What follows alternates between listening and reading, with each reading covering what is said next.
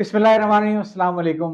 मेरे साथ आज बैठे हैं मशहूर मारूफ के प्रोफेसर अहमद नदीम अब्बासी, कैंसर के माहिर। अपना तारुफ ये खुद कराएंगे। पहले तो मैं आपको खुशामदीद कहता हूँ। अस्सलाम क्या हाल वालेकुम है आपके? साहब। खैरियत से? आप ठीक ठाक है? बहुत बहुत खुशी हुई कि आप इतनी दूर तशरीफ लाए। गुलशन में मार आना बड़ा जान जोखों का काम है, लेकिन आप आए। और आपको बुलाने का बड़ा बुनियादी मकसद ये है कि आपकी माशाल्लाह एक बहुत बड़ी सक्सेस स्टोरी है जो मैं जानता हूँ, लेकिन मैं चाहूँगा कि लोग भी जान जाएं इसको। जो हमारा फॉर्मेट है उसके लिहाज से हम स्टार्ट करेंगे पहले आपके बचपन से और जी फिर आपके प्रोफेशनल करियर से। और जिसके लिए मैंने आपको बुलाया है कि जी अभी रिसेंटली जो एक बलूचिस्तान में हादसा हुआ है जिसमें जी जी आपके एक हाँ शागिर्द का शहादत हो गई है, बेशक उस हवाले से हम आखिरी सेगमेंट में बात करेंगे। जी डॉक्टरों की और पैरामेडिकल स्टाफ की खिदमात काली जरूर भेड़ इनमें होती हैं, जरूर। इसमें कोई शक नहीं है, लेकिन जो खिदमात हैं उनकी वो बहुत बड़ी हैं। हाँ और मैं जानता हूँ और आप भी जानते हैं कई अच्छे बड़े डॉक्टर थे जो हमें नहीं है। जी तो जी आज हम उनकी भी यादें ताज़ा करेंगे। जरूर बस। तो जनाब नदीम अब्बासी साहब, कहाँ से स्टार्ट करें? लाइंस एरिया से या जेल रोड से? मेरा ख्याल है जेल रोड से थोड़ा सा पहले चले जाएं। 47 1947 में जब वालिद उन्नीस सौ साहब सैतालीस? हमारे अच्छा, आपकी दिल्ली में थे। 1947 की पैदाइश है? नहीं मेरी जी तो थोड़े दिन उसके बाद की है। लेकिन हमारे वालिद साहब मरहूम जो आप उनको अच्छी जी तरीके जी, से जानते बिल्कुल हैं, जानता हूँ हमारे मैं। मामू वही जो आपके वालिद साहब फारूकी साहब, शाह मोहब्बत फारूकी। तो उन्होंने जो किताबें लिखी हैं उसमें भी मेरे वालिद साहब मरहूम का जी तज़किरा है। बिल्कुल। तो वहीं से शुरू करते हैं, क्योंकि असल मैंने जो कुछ लिया अपने वालिद और वालिदा से लिया। और वालिदा माशाल्लाह मेरी हयात है, आपको तो पता ही है। माशाल्लाह माशाल्लाह, 90 इसमें तो साल कुछ से नहीं ज़्यादा है। उम्र है। तो वालिदैन ही असल होते हैं, मेरा ख्याल है उसी से फिर आगे बात चलती है। जी तो 47 में वो काम कर रहे थे, क्योंकि शिबली जॉर्ज कॉलेज के पढ़े हुए थे, जिसका जी जी, मामू अब्बू ने भी मेरे वहीं के पढ़े थे, तज़किरा किया। शिबली जॉर्ज कॉलेज के। वो भी वहीं के पढ़े और थे। जो अब्बू ने जो किस्सा हाँ, लिखा है वो बेसिकली जो प्रिंसिपल साहब की जो बशीर साहब, बशीर सिद्दीकी साहब का, सिद्दीकी साहब। उसका बताया था कि उनकी यादाश्त आपके वालिद के बारे में कैसी जबरदस्त थी। बिल्कुल जी वही जी जी। तो उन्होंने जब पढ़ लिया तो फिर उन्होंने जो नौकरी की वो ब्रिटिश कह लें, वो बरतानवी राज था उस वक़्त। हम्म लेकिन सरकारी नौकरी उनको मिल गई दिल्ली के अंदर। तो हम्म। दिल्ली में काम कर रहे थे और उनको जैसे सारे मुसलमान मुलाज़मीन को उन्होंने कहा कि जी आप या तो पाकिस्तान के लिए ऑप्शन च दिया ले था लें कि हाँ। या आप हिंदुस्तान। तो उन्होंने पाकिस्तान के लिए गया, जिसमें उनके करीबी दोस्तों ने काफ़ी उनका थोड़ा-सा मज़ाक भी उड़ाया। उन्होंने कहा भई आप किस किस्म का ये कर रहे हैं? दिल्ली में आपकी नौकरी चल रही है और रिहाइश हम लोगों की जो हम रहने वाले हैं, वो आज़मगढ़ यूपी के हैं। जी जी जी। आज़मगढ़, गाज़ीपुर ये साथ-साथ ही है। तो वहाँ एक छोटा-सा गाँव है वलीदपुर, तो हमारे दादा मरहूम वलीदपुर से ताल्लुक़ रखते थे। तो यही कहा कि भई आप कराची छोटा-सा टाउन वहाँ जा रहे हैं, क्यों जा रहे हैं? आप यहीं रहें। और आपको बड़ी हैरत होगी कि उस वक़्त आम ख़्याल ये था, ख़ुसूसन जो उस ज़माने का पढ़ा-लिखा तबक़ा था, कि उनके ज़हन में था कि पाकिस्तान जो है 3 से 6 माह के लिए बन रहा है, ये खुद ही ख़त्म हो जाएगा। अच्छा, ये उस ये हिंदुस्तान में ये लोगों उमूमी का जी, जी, ये मुझे आम बताया तासुर और था। मेरे वालिद साहब मरहूम के अलावा भी लोगों ने मुझे ये बात बताई। अच्छा। उन्होंने कहा ना कोई यहाँ पे कोई ख़ास काबिल-ए-ज़िक्र कोई यूनिवर्सिटी सनतें थी। है, ना सनतें हैं, ना कोई आबादी है। और हाँ। जो बहुत सारी जगहों पे जो था वो गैर मुस्लिमों का काफ़ी हम्म। रोब-दाब था और वो ज़ाहिर है हिजरत कर रहे थे, जिस जी तरह जी हमारे बिल्कुल, लोग हाँ हाँ। हिजरत करके आ रहे थे। तो वहाँ अच्छे खासे मुसलमानों ने जो कि वहाँ पे आराम से रह रहे थे और उनकी ज़ाहिर नौकरी थी। तो उन्होंने कहा हम क्यों एक नई जगह चले जाएँ, जिसका कोई हम्म। पता ही नहीं है कि आगे क्या होने वाला है वहाँ पे। तो इसलिए उनको काफ़ी लोगों ने तनकीद का निशाना बनाया। मेरे वालिद साहब मरहूम के जो मामू, वो भी आए, उनका अभी विसाल जी। मतलब हुए हुए 25 साल हुए होंगे। हसीब नाम था उनका, सैयद हसीब। मेरी दादी मरहूमा जो है वो सैयद थी और मेरे दादा मरहूम जो है अब्बासी थे ज़ाहिर। तो उन्होंने फिर इनको तरग़ीब दी कि भई मैं भी जाऊँगा, तुम भी जाओ। तो हम्म। बाकी वही रह गई, 8 सगे भाई थे, 9 सगे भाई। 9 ये सगे भाई? अल्हम्दुलिल्लाह ये भी बड़ी एक अच्छी यूनिक बात है। माशाल्लाह माशाल्लाह। तो उसमें मेरे वालिद साहब मरहूम मोहम्मद रिज़वान अब्बासी, जिनको सरकारी हलकों में लोग जानते हैं एज़ ए ब्यूरोक्रेट। जी जी बिल्कुल। और स्ट्रेस डिपार्टमेंट में और दिया। पिट्सबर्ग यूनिवर्सिटी के पढ़े हुए काफ़ी काबिल कहाँ के? आदमी थे। पिट्सबर्ग यूनिवर्सिटी यूएसए से उन्होंने अपनी अच्छा अच्छा अच्छा वो अच्छा। की पब्लिक एडमिनिस्ट्रेशन के अंदर। तो जो किताबें वगैरह लाए वो नीपा में उन्होंने दी। नीपा में पढ़ाते हैं ना ये। अच्छा, अच्छा। तो मुख्तसर ये था कि उन्होंने ऑप्ट कर लिया, उन्होंने कहा नहीं मैं तो पाकिस्तान जाऊँगा। ना घरवालों ने किया, ना दादा मरहूम ने किया। अच्छा। किसी ने वो तो अपने गाँव में रह रहे थे और अपने जो भी उनके मशगले थे। ज़मींदारी थी वैसे तो। और उस वक़्त एक बात बहुत कही जाती थी कि पढ़ाई लिखाई तो वो करे जिसको नौकरी करनी है, हमें तो करनी नहीं, हमारे तो ज़मीन है। जमींदार है। लेकिन दादा मरहूम ने पहले इसके थोड़ा-सा खिलाफ काम किया और लोगों को पढ़ाया। हाँ, तो फिर वो बाद में तशरीफ़ लाए। तो वहाँ से जेल रोड में तो हम उन चंद खुशकिस्मत महाजरीन में से थे, जिनको क्वार्टर मिल गया रहने के लिए। ये कितनी बड़ी नेमत थी। नहीं, आप किसी दूसरे मुल्क में जा रहे हो और आपके पास अकोमोडेशन ना हो तो क्या आपके पास चॉइस क्या बचती है? Muhajir camp. जी, शुरू में मेरे वालिद साहब भी जब आए थे तो यहाँ पे हाँ, टेंट में रहे थे वो। टेंट में बहुत से लोग रहे। हाँ, जी, तो हम उन चंद खुशकिस्मत लोगों में हैं कि हमें जेल रोड पे 2 बेडरूम का एक क्वार्टर मिल गया, जो अभी भी है। आपने देखा होगा Jahangir road, 2 Barton road. Bedroom का? जी, 2 1 बेडरूम कह लें, 1 लिविंग रूम कह लें। अच्छा, तो मेरे चचा मतलब 2 कमरों का? 2 कमरों का कह लें, हाँ, हाँ, बेडरूम तो अभी से। तो बाहर जो सहन होता था उसमें सोते थे लोग, हाँ। चारपाइयाँ डाल के, कुछ लोग ज़मीन पे भी सोते थे। तो वो फिर हमारा जेल रोड से सफ़र शुरू हुआ, मैं वहीं पैदा हुआ और मेरे चचा वगैरह फिर सब वहीं पे आ गए 8 उसी तो 2 कमरों के मकान उसी में में आपकी डॉक्टर अहमद नदीम अब्बासी साहब की पैदाइश भी वहाँ मेरे दादा, उसी दादी, मकान में हुई? मरहूमा, 9 भाई और 1 फूफी की। 1 फूफी की शादी जो है वो हमारी बड़ी थी, मेरे वालिद साहब मरहूम से बड़ी थी। वो हिंदुस्तान में हो गई थी जी, जी। और वो भी क्योंकि सरकारी मुलाज़िम थे तो उनको एक अलग घर मिल गया था जहांगीर रोड पे। तो अगर उनको आप साइड अलग कर दें तो बच गई 1 फूफी गैर शादीशुदा, 9 भाई सारे गैर शादीशुदा, ज़ाहिर है किसी की अच्छा, वो शादी आ नहीं। गए थे आपके साथ? वो फिर आगे सेट। तो अब इस मौके पे अब आप ज़हन में वो तसव्वुर लाइए कि 2 कमरों का घर है और ये 9 भाई रह रहे हैं, 1 बहन रह रही है गैर शादीशुदा, दादा-दादी रह रहे हैं, हो गए मुकम्मल। फिर भी रोज़ाना शाम को ड्यूटी ये लगती थी 2-3 लोगों की कि वो जो महाजिर कैंप है जैकब लाइन्स में, और उस ज़माने में कायदाबाद इसको कहते हैं जहाँ कायद-ए-आज़म का मज़ार है, नुमाइश प वहाँ जाके तलाश करो कि हमारे इलाके का, हमारे जानने वाला कोई है तो उसको ले आओ और ठहराओ। अच्छा! जी, इसके बावजूद हाँ। और बड़े खुश होते थे उनको लाके। तो ऐसे कई हमारे ख़ानदान हैं, जिनसे हमारा बाद में तारुफ़ हुआ कि वो हमारे घर, क्योंकि एक बड़ी बात थी ना, क्वार्टर मिला हुआ है किसी को, तो उसमें आके ठहरे कुछ महीने के लिए जब तक उनका अपना निज़ाम नहीं बन गया। वो एक थोड़ा-सा रह जाएगा बीच में। जी, जी। मुझे अभी तक बड़ा प्राउड मैं फ़ील करता हूँ जी, कि जी। मैं तो लेडी डिफरेंट अस्पताल में पैदा हुआ था, जहाँ बेनज़ीर पैदा हुई, जहाँ फ्लावर पैदा हुए। आप घर पे। घर पे। उस उसी ज़माने घर में घर का रवाज था। जिस घर के 2 कमरे थे, 9 भाई थे, वहीं थे, उसी घर में। ये असल में हाँ, मैं आज की नस्ल को समझाना चाहता हूँ इस बात को, जी, जी। क्योंकि हमारे यहाँ बच्चों में बड़ा कॉम्प्लेक्स है। हर बच्चे को अपना अलग बेडरूम चाहिए, अलग एसी चाहिए, अलग उसको फ्रिज चाहिए, टीवी चाहिए। हुँ, लाइफ़ इसका नाम नहीं है। लाइफ़ बड़ी हुँ, स्ट्रगल का नाम है और लाइफ़ बड़ी फैमिली वैल्यूज़ का नाम है। बेशक। जहाँ पे घर में 2 कमरे के घर में 9 लोग रहते हैं और घरवालों की फ़िक्र ये है कि कोई और हमारे गाँव का ऐसा ना हो जो कहीं हाँ, हाँ, पड़ा हो किसी को उसके अंदर, उसको भी ढूँढ के ला के रखो। बेशक। That was the life. जी, हुँ। आगे चलिए। तो कई ऐसे ख़ानदान थे जो हमारे घरों में रहे, मतलब ख़ानदान में मियाँ-बीवी, 2 बच्चे, 3 बच्चे, 4 जो भी, उनको लेकर आते थे और जब तक उनका कोई निज़ाम नहीं बन जाता था, वो घुल-मिल के एक साथ खाना पकता था, सब मिल-जुल के रहते थे। तो ये मैंने बहुत अपने वालिद साहब मरहूम और चचा ने, तो हमारे 3 चचा हयात हैं अभी 8 में से। अच्छा, तो वो भी माशाअल्लाह। हर वक़्त जब भी किसी नशिस्त में बैठते हैं, तो उसी ज़माने का ज़िक्र करते हैं। जी, जी, क्योंकि आदमी को अपना पुराना वक़्त कभी नहीं भूलना चाहिए। सही बात है। तो हमें वो वक़्त याद है और याद रहेगा। तो फिर अपने वहाँ से बच्चों को भी खुशहाली आई और आप लाइन्स एरिया मूव कर हाँ, गए। तो बड़ी बात होगी कि हम लोग रहते थे एफ टाइप में। अच्छा, एफ टाइप का मतलब होता था 2 कमरे।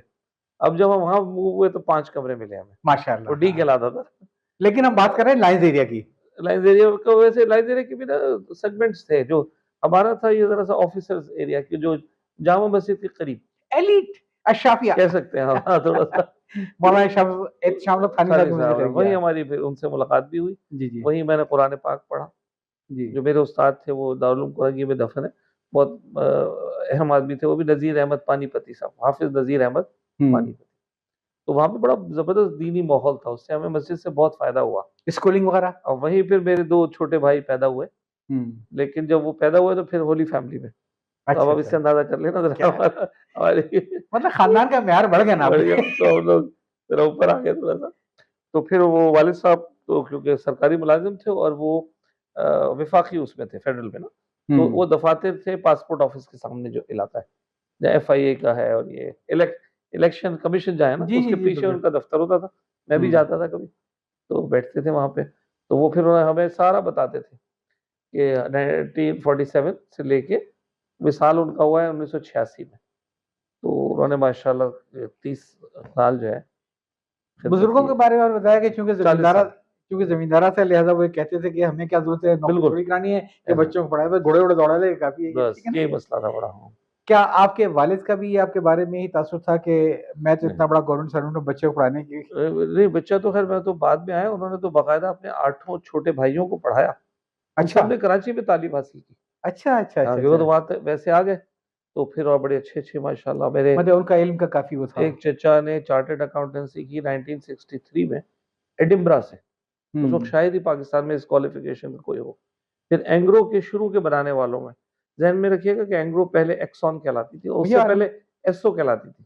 तो ये हाँ। एसओ के ज़माने से अटैच अच्छा, है, अच्छा, अच्छा, शुरू अच्छा। के सुल्तान अहमद अब्बासी। तो अच्छा। अभी भी ये जो खलीकुज़मा रोड पे चार्टर्ड अकाउंटेंट का वो जो है ना, क्या कहलाता है, जो उनका मरकज़ है कह लें, वहाँ पे उनका नाम है लिखा हुआ पहले उसपे, सुल्तान अहमद अब्बासी। तो ये आते हैं, उसके अलावा और भी थे केएससी के चलाने वालों में भी। ये 9 के 9 भाइयों में एक चीज़ कॉमन थी, वो ये कि इन लोगों ने कभी छुट्टी नहीं की।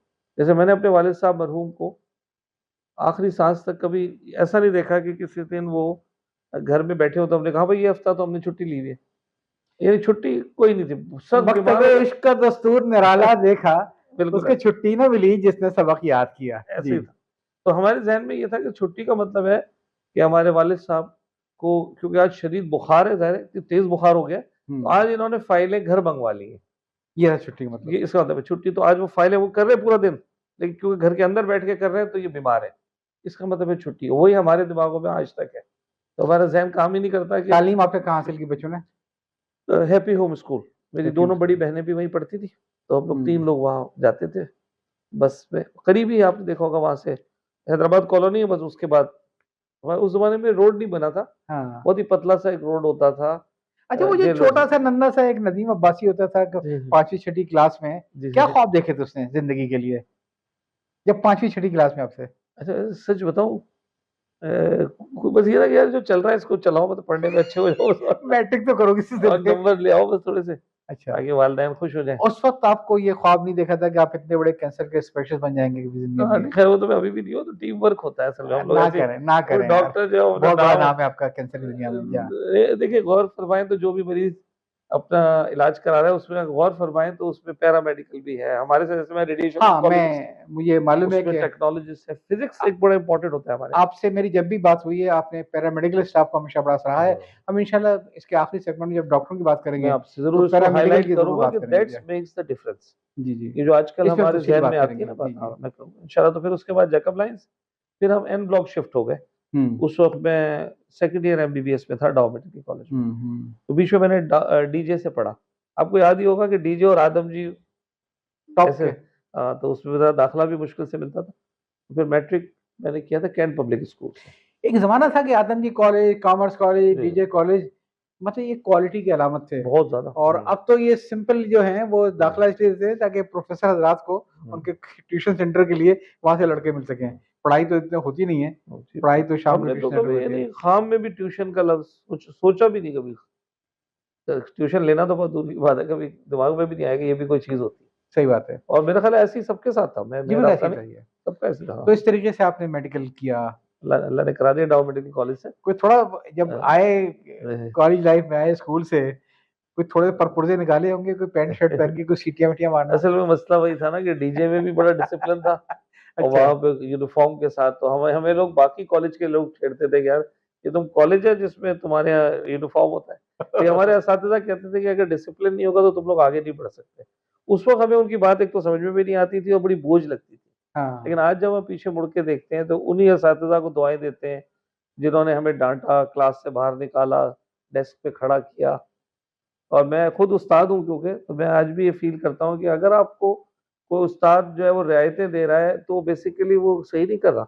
वो जी। आपका करियर में बहुत बड़ा नुकसान कर रहा है। तो वो चीज़ मैं आज भी फ़ॉलो करता हूँ। और ऐसे असातिज़ा आपको स्कूल लाइफ़ में मिले, आपको अल्लाह ने कॉलेज में दिला दी, मिले जी बिल्कुल। और आप समझते हैं कि आपको मेडिकल पता है कॉलेज ये हैप्पी होम स्कूल फारूकी साहिबा जो पाकिस्तान का मेरा ख़्याल है पहला प्राइवेट 47 के बाद बना था, जहाँ तक मैं, अच्छा, ये इस्लामिया कॉलेज वाले जो लोग हैं ना, ये वो वाली कोई फ़ैमिली है कुरैशी फारूकी। फैमिली, हाँ। तो वहाँ भी बहुत डिसिप्लिन, नमाज़ पढ़ना की पाबंदी और ये सारी चीज़ें।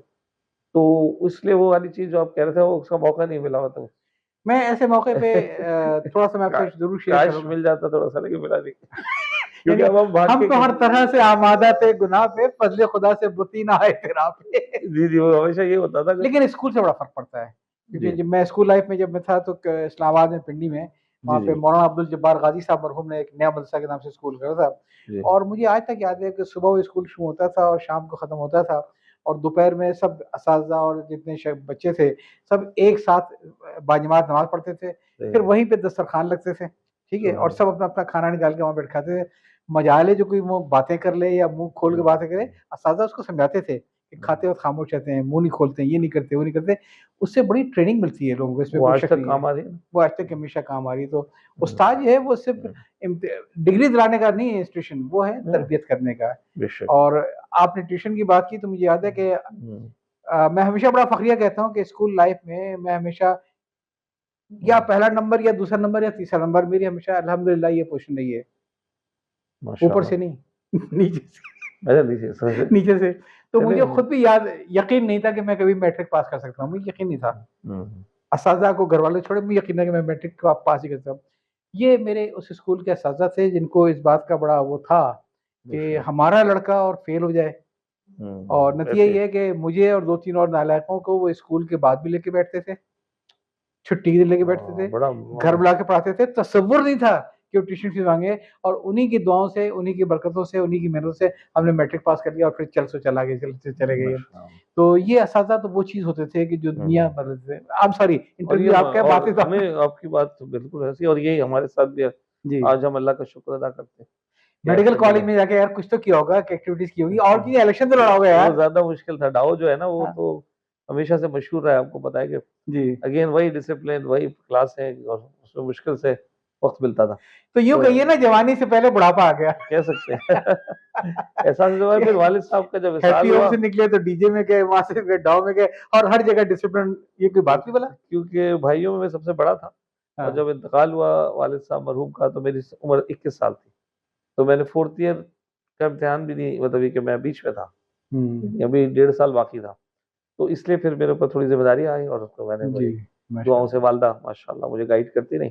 जी। तो उसकी बरकत से तो इस वज़ह से वो वाली चीज़ का मौका भी नहीं मिला और ना कुछ हो पाया कि घूमते-फिरते कहीं। हम थोड़ा-सा तो एक फ़ास्ट फॉरवर्ड करते हैं, क्योंकि जी, आपसे जी। बहुत सारी बातें और करनी है, और तो आपके जी। तालीमी सफ़र को मुकम्मल करते हैं। जी, जी, जी, जी। एमबीबीएस करने के बाद अपने तालीमी सफ़र कहाँ तक लेके गए? क्योंकि वालदा यहाँ पे थी और वालदा विडो थी वो थी तो मैंने सोचा कि भई मैं मुल्क से बाहर नहीं जाऊँगा। तो उसलिए ये है कि मैंने कोई ऐसा इम्तिहान बाहर का नहीं दिया। जबकि हमारा जो ज़माना था ना मैंने 88 में किया है, 1988 में एमबीबीएस किया। उस वक़्त बाहर जाना ऐसा था जैसे आप म्यांमार से आपने कहा चलो यार चलते हैं। निकले बस आपको गाड़ी उठानी है, इस तरह होता था। हमारे ज़माने में अमेरिकन वीज़ा के लिए इंटरव्यू तो बहुत दूर की बात है। 2-3 पासपोर्ट साथ ले जाके लोग जमा करा के आ जाते थे और ज़ोहर की नमाज़ में जाके कलेक्ट कर लेते थे। पूरे-पूरे जहाज़ भर के क्योंकि एक्यूट शॉर्टेज थी डॉक्टर्स की अमेरिका में। मेरी तकरीबन 90% क्लास अभी भी अमेरिका में बैठी हुई है। क्योंकि वो आसान था चले गए सारे। तो मैंने हुँ, नियत ही नहीं की मुल्क छोड़ के जाने की। हुँ, तो 2 मोड़ थे जब 86 में वालिद साहब मरहूम का इंतकाल हुआ, जिसको आज इस्लामी तक़वीम के मुताबिक 40 साल हो गए, हुँ। 4 शव्वाल को। तो 40 साल मुकम्मल हो गए। तो मैंने ये नियत की कि भई मैं कैंसर को ही पढ़ूँगा और ये मेरी अकेले की नियत थी, कोई किसी किस्म की रहनुमाई नहीं थी। बल्कि हम सिविल हॉस्पिटल के हैं ना, डाउ मेडिकल कॉलेज, तो हमारे तो डिपार्टमेंट ही नहीं था। डिपार्टमेंट आपको याद होगा जिना अस्पताल के अंदर था। फिर ज़ैदी साहब जो मेरे उस्ताद हैं। तो बस मैंने हाउस जॉब के बाद उनको जॉइन कर लिया कि बस यही करनी है, जॉब तो थी नहीं।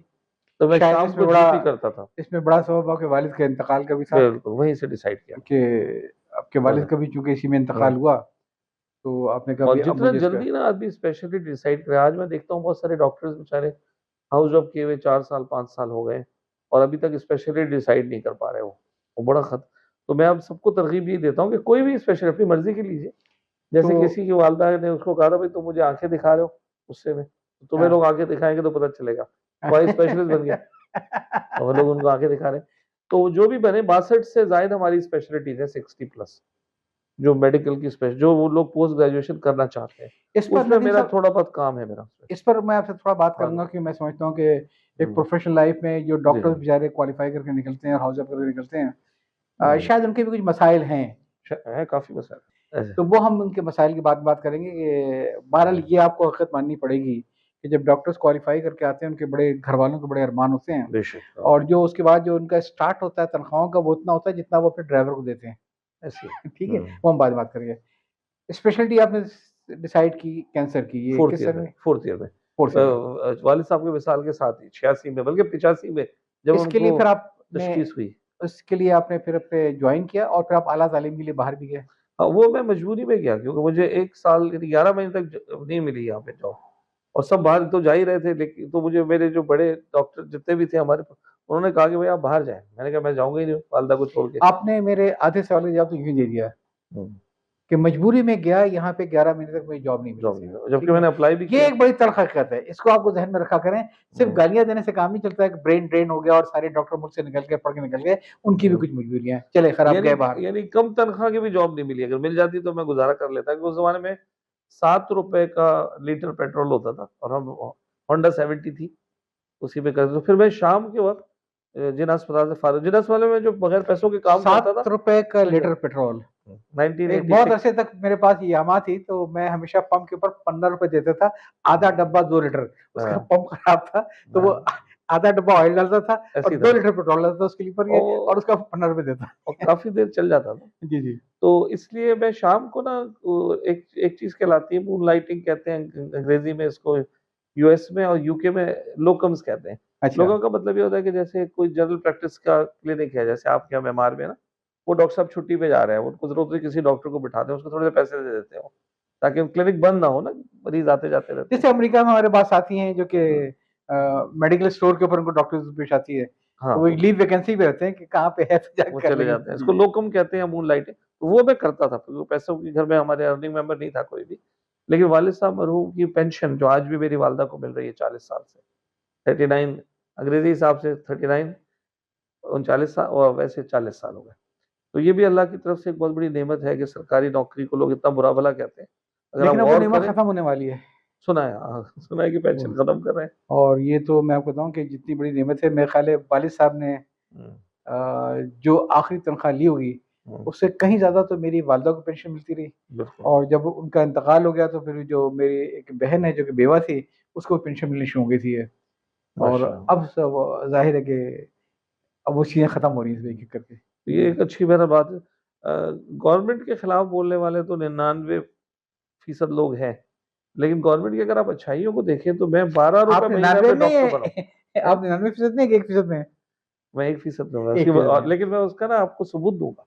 अच्छा चलिए पहले मैं ज़रा चाहूँगा कि मैं आपसे ज़रा ज़रूर। जब बाहर गए पढ़ने, जी, जी। उसके बाद क्या हुआ? वहाँ से वहाँ अल्लाह का शुक्र है, मुझे अल्लाह ने मौका दिया। थोड़ी मुश्किलात होती हैं, अपहिल कोर्स है ये। आपने प्रैक्टिस स्टार्ट की वहाँ पे? प्रैक्टिस से मुराद है, पहले तो ट्रेनिंग होती है ना, जी, जी, 5 हाँ। से 6 साल की ट्रेनिंग। तो अच्छा। ट्रेनी होता है, उसको रजिस्ट्रार कहते हैं वहाँ पे। जी, जी। अमेरिका में रेज़िडेंट कहते हैं, जी, जी। यूके और आयरलैंड में। तो फिर मुझे कंसल्टेंट साथ-साथ पोस्ट आपकी मिली। कैंसर की तालीम भी चल रही थी? अल्हम्दुलिल्लाह वो साथ-साथ ये वैसे डॉक्टर्स के साथ ही होता है ना सारा। अच्छा, अच्छा, अच्छा। अस्पताल में आप एक जॉब करते हैं, वो ट्रेनिंग भी है, और फिर रॉयल कॉलेज आपका एग्ज़ाम लेता है। सेंट्रल बॉडी है, जैसे हमारे यहाँ CPSP college of physician and surgeons, वो तो इंडिपेंडेंट। आपने फिर स्पेशलिटी में वहाँ से इम्तिहान पास अल्लाह किया? अल्लाह ताला ने करा दिया 1996 क्या डिग्री थी वो? में। एफएफआर कहते हैं उसको, फेलो और the faculty of radiologist, radiation oncology. हाँ। रेडिएशन ऑन्कोलॉजी बड़ी यूनिक फील्ड है, छोटी फील्ड है ज़रा। कैंसर के जो डॉक्टर्स होते हैं, इनकी 5 नदीम साहब दिल फील्ड्स तो हैं। बड़ा चाहा होगा कि मैं नेशनलिटी लूँ अमेरिका की, बर्तानिया की। चाहता नहीं चाहता? हाँ, वो पर स्पेशलिटी लेने के बाद? उसके मैंने कोई के बाद नहीं ली, लेकिन जब बिल्कुल आने से 2 माह पहले ली, वो लोगों ने देखा और वहाँ हालात से भी पता चला कि ट्रैवल के अंदर बड़ी आसानी हो जाती है। हुँ। बस इस नियत से ली, उसके बाद वैसे कोई जाना-वाना इतना नहीं रखा हुआ, मीटिंग्स के अलावा। रहाइश आपने यहीं पे रखी है ज़ाहिर है कि। अल्हम्दुलिल्लाह। हाँ, और अगर मैं गलती पर नहीं हूँ तो 2000 कैंसर के सिलसिले में आप तो हुँ, दुनिया भर में जाके लेक्चर भी देते रहते हैं। अल्हम्दुलिल्लाह मेरा है थोड़ा बहुत तदरीस से मेरा पैशन कितने भी है। ममालिक में गए और कितने इदारों में आप कैंसर की तालीम देते हैं? तालीम से मुराद देखिए, कुछ जगहों पे तो आप लेक्चर्स वगैरह? इनवाइटेड स्पीकर होते हैं, कुछ कॉन्फ्रेंसेज़ होती हैं, कुछ वैसे दिल चाहता है पढ़ाने का, कुछ बाहर से भी लोग हमारे पास ट्रेनिंग के लिए आते हैं हमारे स हम उनको भी ट्रेन करते हैं, कोई इटली तुर्की से से भी आते हैं। आपका रहा है बड़ा? तुर्की के साथ तो बहुत ही क्लोज़ रिलेशनशिप है, बहुत ज़्यादा तालीमी एतबार से, वो बिल्कुल हमारे भाइयों की तरह है। तो उसमें आप भी तुर्की वहाँ गए, वो भी इधर आते और हैं। हमारा मिडल ईस्ट भी पूरा, हमारा एक कॉन्फ्रेंस होती है हर नवंबर में रियाज़ में, सऊदी अरब।